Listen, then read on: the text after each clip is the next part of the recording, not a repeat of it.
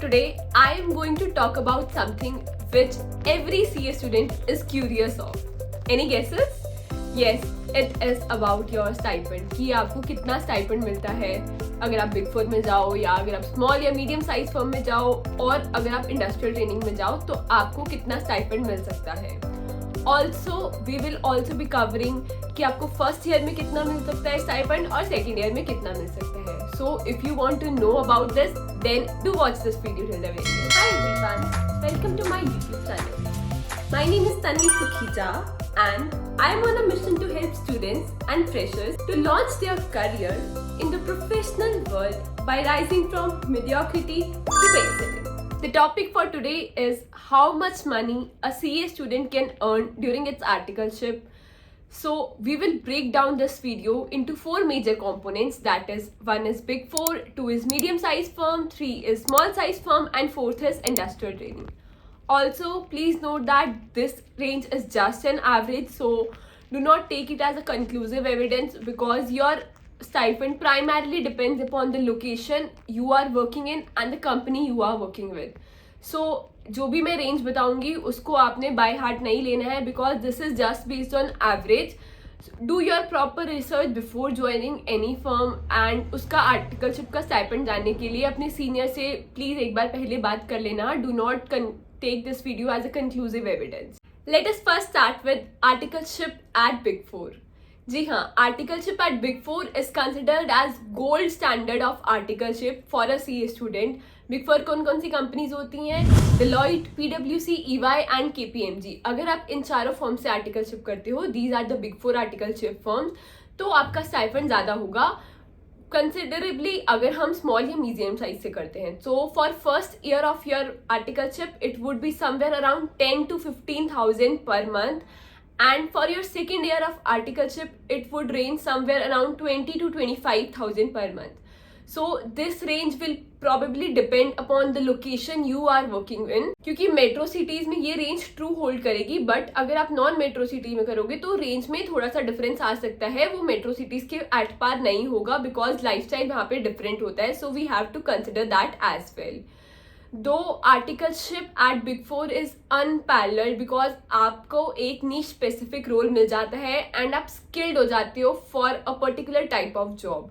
सो कोई भी stipend can not justify the experience you get here. I know आप सोचोगे कि स्टाइपेंड इतना कम क्यों है आर्टिकलशिप में, हमें इतना कम स्टाइपेंड क्यों मिलता है, but the exposure here you will get is truly priceless. Now coming to our next category which is articleship from a medium size firm. Articleship from medium size firm can not pay at par with big 4 but इनका भी अच्छा stipend होता है. यहाँ पे काम आपको normally थोड़ा सा वास्ट मिलेगा as compared to big 4 because big 4 में हमें नीश स्पेसिफिक प्रोफाइल मिलती है. फॉर एग्जाम्पल अगर हम इंटरनल ऑडिट कर रहे हैं तो हम इंटरनल ऑडिट के ही क्लाइंट्स करेंगे for a particular sector, but यहाँ पे आपको डिफरेंट रेंज का काम मिल सकता है. For example audit, taxation, consulting, compliances, ये सब रिलेटेड आपको काम मिल सकता है. एंड इसमें जो आपका स्टाइपेंड होगा for first year it would range somewhere around 5 to 8,000 per month and second year में ये आपका स्टाइपेंड बढ़ जाएगा 10 to 12-13,000 per month. So this will be the range of the stipend in your first and second year of articleship. Exposure आपको ज्यादा अच्छा मिलेगा because यहाँ पे आपकी कैटेगरी थोड़ी सी ब्रॉड हो जाएगी. Coming to our next category which is articleship from a small size firm. Articleship from a small size firm cannot be seen as exciting as you might think because यहाँ पे आपको printing से लेकर documentation से लेकर tax audit, tax filing सब काम आपको ही हैंडल करना है. क्लाइंट से आपको खुद डील करना है. तो ये इसमें आपको पूरा एंड टू एंड प्रोसीजर की नॉलेज मिल जाएगी और आपको पता चल जाएगा आपको कहाँ कहाँ किस किस एरिया में काम करना है. और ये स्मॉल मीडियम साइज फर्म आपकी सिटी में भी अवेलेबल होगी whether you live in metro city और नॉन मेट्रो सिटी. तो इसके लिए आपको कम्यूट कॉस्ट भी कम होगी और आपका लिविंग एक्सपेंस भी कम होगा. तो इसमें आपका आर्टिकलशिप का stipend for first year it would range around somewhere 4 to 6,000 per month and for second year it would range around 7 to 10,000 per month. This is the range. But यहाँ पे जो आपको एक्सपोजर मिलेगा वो एंड टू एंड प्रोसीजर का मिलेगा. तो आपको ऑडिट से लेकर टैक्स फाइलिंग से लेकर जीएसटी रिटर्न से लेकर सब कुछ आपको आ जाएगा. इन 2 सालों में आपको प्रैक्टिकल नॉलेज हो जाएगी कि हमें क्लाइंट के साथ कैसे डील करना है, क्लाइंट की क्या क्या रिक्वायरमेंट होती है और अगर आपको प्रैक्टिस में जाना है तो आई वुड सजेस्ट यू कि आप मीडियम या स्मॉल साइज फर्म से आर्टिकलशिप करें, बिकॉज वहां पे आपको ज्यादा एक्सपोजर मिल रहा है इन छोटे छोटे एंड टू एंड प्रोसीजर्स का. Now coming to our next category which is articleship in an industrial training. तो ये आप सेकेंड ईयर में कर सकते हो इंडस्ट्रियल ट्रेनिंग. इंडस्ट्रियल ट्रेनिंग आप कौन कौन से सेक्टर्स में कर सकते हो? बैंकिंग, FMCG और मैन्युफैक्चरिंग सेक्टर्स में आप कर सकते हो industrial training for an articleship. ये आपकी सेकेंड ईयर में ही हो सकती है एंड इसका stipend would be somewhere around 15 to 40,000 per month, depending upon आप कौन सी इंडस्ट्री में हो, कौन सी लोकेशन में हो, कौन सी कंपनी में हो. These are the factors which will matter for determining your stipend for an industrial training.